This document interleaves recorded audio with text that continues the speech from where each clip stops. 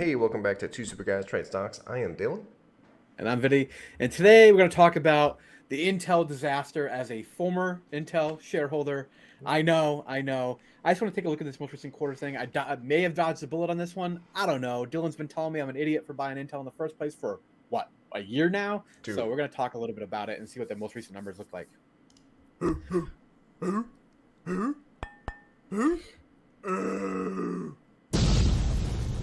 Two Super Guys Trade Stocks.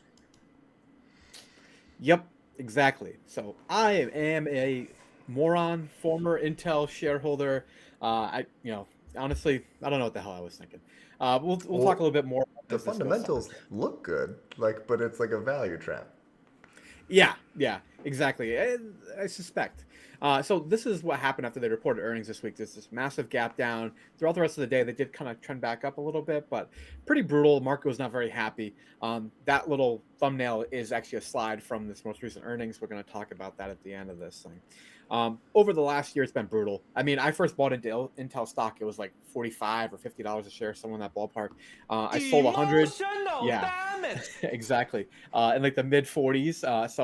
And then I ended up selling my other 100 shares just this past week on a covered call that had run into my strike price. Uh, Honestly, at the end of the day, I think it's kind of forced me to be a little bit more concentrated in my portfolio. Right now, I'm actually sitting like half cash because this wasn't the only stock that ran into it. I did a separate video about all the covered call, stocks that were getting called away from me. But so this is the major kind of headline press release here when they put it out. The really kind of, I guess, scary thing or disappointing thing is we knew that they were going to go through a period of several headwinds, right? You have the macroeconomic headwinds going against them, right? We're in a kind of downward cyclical cycle here, and semiconductors is a very cyclical industry, right? You have AMD nipping at their heels as far as like competition wise, and you have their massive investment in the foundry business, so they're building a lot of infrastructure, right? Yeah, that investment's huge. It is a lot of money. Exactly. And then, it's just bad timing when all these things kind of came together for them, where they're talking about the revenue being down 32% year over year. My initial projection for Intel, this is how stupid and naive I was. I had them growing basically in line with semiconductors as a whole, which has about a 6% predicted revenue growth over the next, like, till the end of the decade, basically. 32% down in a year was never well even remotely close to what I thought was going to happen for the industry, but it did. Do you blame leadership at all? Well, it's interesting. They definitely have. How do I put this? He's got you got Pat Gelsinger in there as the new CEO, come back to the company. This is now, I think, his eighth quarter as CEO, and they have made positive steps. However, it takes a long time to write something as large as Intel is. So, whether or not he's well on the track as he kind of reiterates throughout his entire earnings release that he thinks they are, um, they he's made some progress. Whether or not it's going to work out in the end, who knows? I don't love the general idea of foundry. That's something I've been open about in the beginning, was that you are cannibalizing your higher profit margin business for a lower profit margin business, right? Yeah, I mean it's definitely risky, but I mean theoretically it would maybe 10 years from now be very beneficial. But, you know, Yeah, you are certainly seeing way more major tech companies bring kind of silicon design in-house, right? Apple and Amazon and Google have all done that to a degree, and they're getting ahead of the trend because they probably knew that fat, high margin business was going to go away at some point in time or diminish significantly. So they had to get ahead of that. So I understand and respect that from that standpoint. I mean, you saw Warren Buffett investing in Taiwan Semiconductor recently, so that's another kind of interesting idea in this space. Um, so this kind of the reason why I left this slide in here is that this is from the most recent earning report. Not only was it down 20%, in terms of revenue year over year, which was within their guidance, but their margin and their EPS both missed just their October, guidance, saying that the business has deteriorated quality just over the last few months more than they predicted. I mean, yeah, that's just so bad. At the end of this presentation, I'm going to ask Vinny some questions about AMD, just for anyone who's staying tuned. Yeah, AMD is going to come up here in a second again too, and then the whole thing talking about even like the full year highlights that they once again missed their EPS guideline here. 5% within that ballpark, but down 65% Yeah, year over that's year as far as EPS. disgusting. That's so Yeah, gross. That's yeah. the, jeez. Yeah, and like I said, it's deteriorated rather rapidly. Now, they are talking about, this is their client computing group, which is like their main. This is home gamer PCs.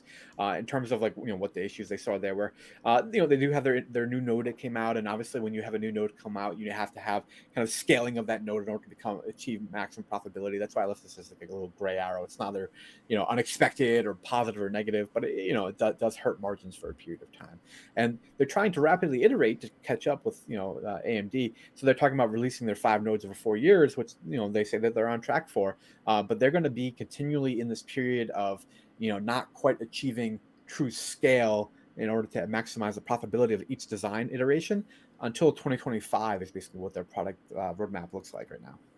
I mean, that could be the upturn of the next cycle. So that's Yes, possible. yes, This could be a that is buy one. in 2024, maybe. That is one thing that I did think. I was like, this was way too early and way too much to pay for Intel. It's not that it's a bad company. It's just I needed to be more patient and allow the kind of valuation to adjust over time and see where things went, and rather than buying in as quickly as I did. That's, I think, my major lesson from this.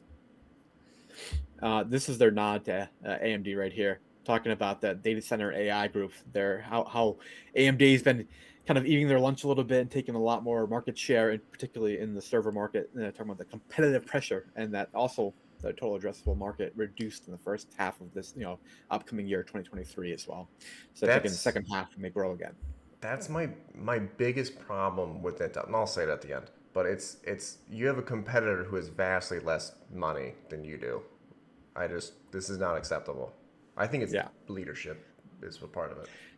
Well, but how much time do you give leadership before you assess them for that? Like I Two said, it's years.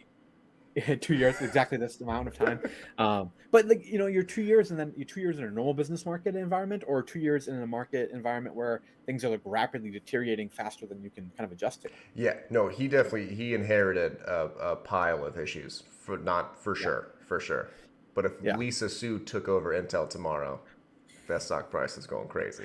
All right. Hey, okay. I don't know. I don't know. I don't know. It's a possibility. I'm not gonna argue with you on that one. But these are the kind of major issues you're looking at from the Intel shareholder standpoint, right? The poor economic cycle. A lot of uncertainty right now. They even refuse to give guidance beyond the first quarter of 2023 because they say it's so uncertain right now. They Wow. are by their own calculations. They say that the under replacement of CPUs is now about 10%, meaning that 10% of computers are needing to be replaced, but are not being replaced right now. You understand what I'm trying to say about that? You mean personal computers? No, they're talking about business environment and schools and that sort of stuff as well. So like Oh, overall, that they're not being replaced at the time interval where they wear out. So this is actually underrepresenting the demand that should be there at a baseline for okay. CPUs. All right. So once again, big tailwind, maybe next economic Yeah, cycle. later. Yeah. Yeah. And then I think they're still a little handicapped by this dividend, man. They're focused on paying this dividend. I hate when companies do that. I like dividend companies from a standpoint of their positive free cash flow generation. But if it's gonna stop you from making, kind of business moves that you need to in order to continue your growth, then it becomes more of a detriment to your company. Yeah, so that's actually what I wanted to talk about. They need to get rid of this. I'm not saying that dividends aren't great. They absolutely are. But when you have a company that is spending at one point, I don't know about like now, but at one point 10% of your R&D budget and beating you, meaning putting out equivalent to semi not as good chips but half the price, you need to immediately recognize that, all right, we're not the only chimp in the tree now. We gotta, I just made that up, is that a cool expression? That works. We're not the only chimp in the tree now. We need to actually just buckle down and squash these people before they get crazy. AMD has done so much with so much less R&D budget. It's insane. Yeah. So I don't know if it's AMD incredible or Intel greatly overlooking issues. Yeah, I mean, it was underinvestment from a long period of time, right? And then, you have to rapidly kind of catch up here, and that gets very expensive. And then the fact that like Intel was literally behind in terms of their production technology with this, yeah, EUV chip production. They're just going to come out next year with their first like mass market EUV chip. That's well behind where AMD has been for a while now, and it is positive to see them go in that direction, but that's manufacturing they had to bring in-house. Unlike AMD, which is able to contract that out to Taiwan Semiconductor, therefore they don't have to learn the actual process of manufacturing there. They have to just simply be able to Yep. design and It's utilize much more that sort efficient. of tech rather than producing it themselves. It's much more. I just So bought an AMD laptop actually. did you? Yeah. This is that kind of title slide. So this is where they're predicting for the first quarter of 2023. Like I said, this is all they wanted to give for guidance because they said it's such an uncertain time.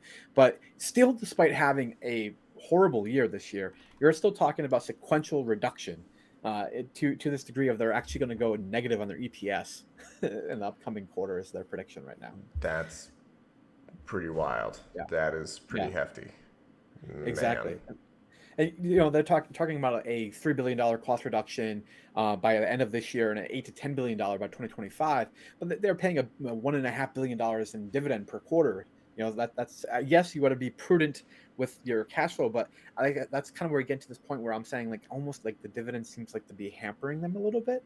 They did have $15 billion in positive free cash flow over the last 12 months, and they only paid about $6 billion in dividend. But still, it seems to be a little bit. You could just I don't know. get rid of that dividend. I know that shareholders don't want to hear this because it's shareholders getting paid, but think of 6 billion directly into competition with AMD. Look at AMD's budget for R&D. Yeah. Like that could go a long ways. And then you could just do the dividend a couple years from now when you reassert dominance. Yeah. Yeah, I agree. I think that's my major lesson from this is that I still am interested in Intel and I'm going to continue to follow along the story. However, I want to see that kind of change in terms of their cash flow direction start to materialize before I would consider buying Intel stock again. The other thing that I thought was kind of interesting is they talked about they're changing some accounting things to make their equipment like basically have a depreciable life of 8 years instead of 5 years. It's down on the footnote here, which I get what they're trying to say. They're saying that the kind of production technology that they have for their main Intel chips is going to carry over to Intel Foundry and probably have a long and useful life. But that's a little accounting switch that makes me start to think like they grasping for gimmicks here, or Yeah, like that's weird. what is the deal? Yeah, so like maybe a little uneasy, but maybe that's just my stupid guy opinion. So I don't know. That's kind of weird. You gotta. Yeah. I think you got one more slide here. Let's say, this was kind of that highlight where we were talking about the actual, free cash flow we talked about there, that $15 billion, which is definitely a sexy number. And they talked about how the capital kind of improvements and as far as going from the low end of $4 billion they provided last quarter, despite $3 billion in capital, it's definitely a rapid deterioration. Is kind of my point here. Is what I wanted to get at with this. Yeah, I mean, look, obviously, I don't want anyone to lose money on Intel. They've looked good for a long time, but you have to take competition really seriously. Like AMD at one point was putting out chips there. I can't remember the specific series, but at one point they were putting out chips that were almost exactly equivalent and 50% of the price. So it's just everyone bought those chips. I Yeah. mean, the stock was at $2 in like 2013. Then it went up to 160. Now it's at 70. It's a lot of fluctuation. But suspending dividend could be huge. I said previously that if they hit 15 to 18, I'm in. Yeah. Ooh. Yeah. Yeah, you're not far from the danger zone. That's down 40% or so, something like that from the Hmm. current price. So it's possible to get into that range. Like I said, I'm gonna keep following it. I potentially would consider getting back into it at some point, but not for a little while. That's kind of where I'm at as far as my Intel Makes story. you feel better, Fubo. Don't worry Yeah. about it. All right, guys. Have a good All one. right, catch you next one.